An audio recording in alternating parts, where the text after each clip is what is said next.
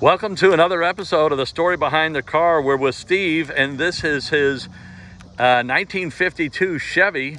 And Steve, how long have you had the car? About 6 months. Oh, really? Yeah. And so you bought it in this condition? Pretty much. I put new tires on it. Some of the chrome I had redone. The hood ornament, I had that redone. Okay. In fact, the hood ornament that was originally on it was from 1951. Okay. I don't know why you had 51 ornament on it, but other than that, very little, really. I bought it, it was really good condition. The gentleman was a mechanic, so it was kind of set up for being good. And did you find it here in St. Louis, or? I bought it in Alton, Illinois. Okay. Yeah, I was driving through right in the Godfrey area, and I saw this gentleman pull it into a grocery store parking lot, and I whipped off the road right over and told me initially he wasn't interested in selling it, but we worked something out, so it was great. Wonderful. And what drew you to a 52?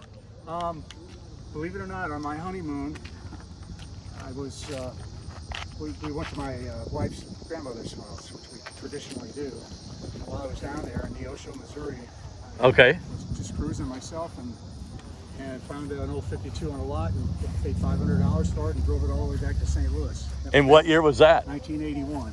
Wow. Yeah. So I've always, my son has that car now, but I've always wanted to have a nice 52. Yeah. Amazing. And what engine does that one have, and what engine does this one have? That one was a 235. This is a 216. 3 on the tree. Okay. It's there are very few of these evidently in existence. The gentleman I bought it from shared information with me from a place called the Auto Information Clearinghouse. Yeah. And nationally, they've determined there were only 74 in existence back in '96. Okay. So. Well, and that's quite a while ago. I'll have to take a picture of that. Sure. And can you raise the hood so we can see the engine? Sure.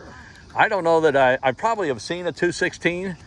I've had a 235. I had a 250.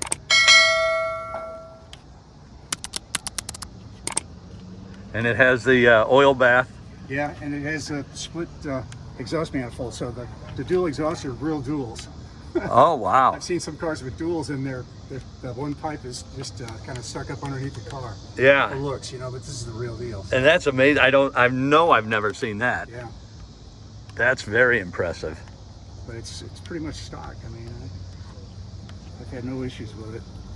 And what do you like to do to it? Take it to car shows? Do you travel at all? Cruises, or? The guy I bought it from, I said, how often do you drive it? And he said, as often as I can. Yeah. That's kind of how I am with it. I'll just take it out for a drive, maybe go down to Augusta, Missouri, out on 94 out that way. Yeah. On the hills out there, it's fun to drive it out there. And just, other than that, no, this is actually the first show I've ever had in it. Oh, really? Yeah.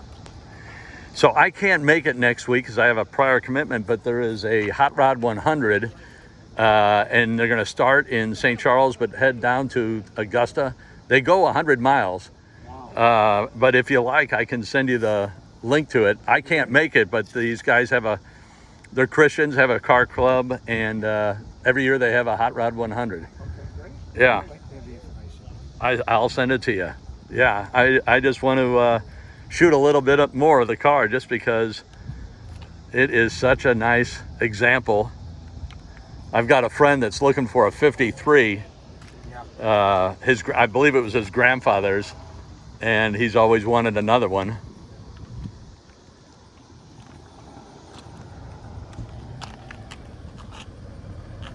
Yeah, I just put tires on it. The tires that were on it when I bought it were like 15 years old. Yeah. So I asked the tire guy, and he said, after 6 years, most tires should be just replaced. Yeah, the sidewall. Condition. Yeah. And, this was a Sunday driver for the guy I bought it from. Yeah. And so they were relatively in great shape, really. But I was concerned about the safety. So. Yes. Well, thank you so much, Steve. We'll go ahead and wrap it up, and thank you for telling us the story behind the car. You're welcome. It's my pleasure.